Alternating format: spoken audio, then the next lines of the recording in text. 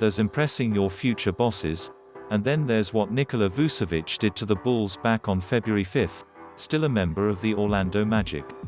The 30-year-old All-Star center overwhelmed anyone and everything Bulls coach Billy Donovan threw at him that night, finishing with 43 points, 19 rebounds, and oh by the way, hitting 4 three-pointers. It obviously left an impression.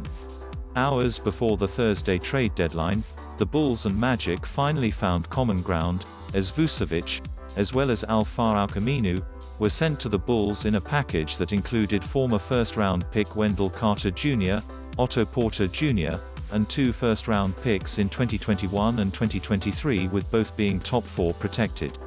The locker room cleanup didn't end there. However, as Executive Vice President of Basketball Operations Arturas Karnisovas then traded center Daniel Gafford and forward Chandler Hutchison to Washington for small forward Troy Brown Jr. and stretch 5 Mo Wagner. Then sent Wagner to Boston to add big man Daniel Theis. So where did all the changing pieces leave the new regime? Much better off than they were entering the day.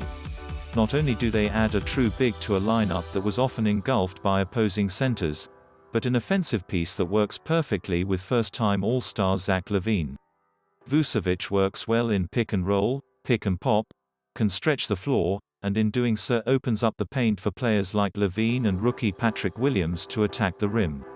But there was an even bigger picture to come out of this deal. Yes, the center has a favorable contract that actually goes down in price. He made $26 million this season. He'll make $24 million next season, and then $22 million in the final year.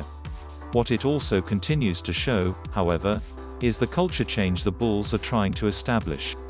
Whether the Vucevic-LaVine combo can contend as big dogs in the Eastern Conference is debatable, but what's not is the Bulls are doing what it takes to become a destination place for possible free agents, not only the next few years in this current window, but for years to come.